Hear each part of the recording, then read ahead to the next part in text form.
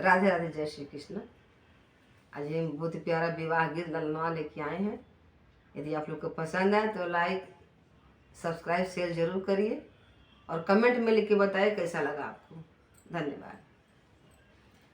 अंगना बटोरी सीता घुरवा लगवली हो, घुरवा लगवली। अरे जामी गईले चंदन के पेड़ रे ललनवा।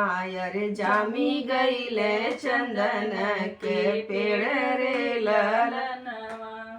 चंदन कटाई राम डोलिया बनवल हो, डोलिया बनवल। अरे चला सीता हमारा के देश रे ललनवा। अरे चला सीता हमारा के देश रे ललनवा। कैसे के चली स्वामी तुहरा ही देशवा हो, तुहरा ही देशवा। अरे पापा बिनु रहलो ना जाई रे ललनवा।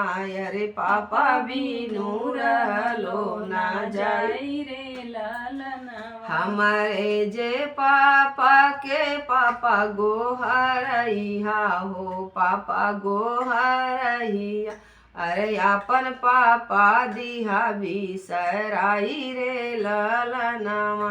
अरे अपन पापा दिहु बिसराई रे ललनवा। अंगना बटोरी सीता घुरवा लगवली हो, घुरवा लगवली। अरे जामी गईले चंदन के पेड़ रे ललनवा। अरे जामी गईले चंदन के पेड़ रे ललनवा। चंदन कटाई राम डोलिया बनवल हो, डोलिया बनवल। अरे चला सीता हमारा के देश रे ललनवा। अरे चला सीता हमारा के देश रे ललनवा। कैसे के चली स्वामी तुहरा ही देशवा हो, तुहरा ही देशवा। अरे चाचा बिनु रहलो ना जाई रे ललनवा। अरे चाचा बिनु रहलो ना जाई रे ललनवा। हमारे जे चाचा के चाचा कही बोलैया हो, चाचा कही बोलैया। अरे अपन चाचा दिहु बिसराई रे ललनवा। अरे अपन चाचा दिहु बिसराई रे ललनवा। अंगना बटोरी सीता घुरवा लगवली हो, घुरवा लगवली। अरे जामी गईले चंदन के पेड़ रे ललनवा।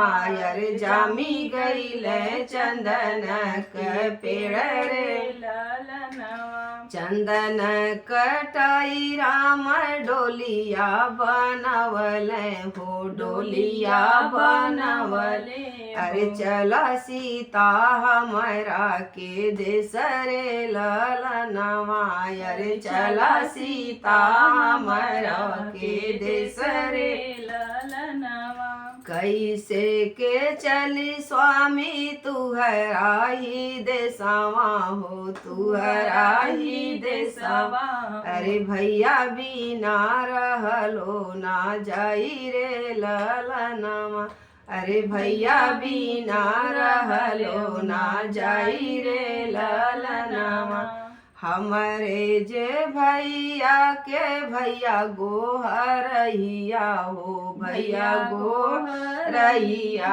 अरे अपन भैया दिहु बिसराई रे ललनवा। अरे अपन भैया दिहु बिसराई रे ललनवा। अरे अपन भैया दिहु बिसराई रे ललनवा।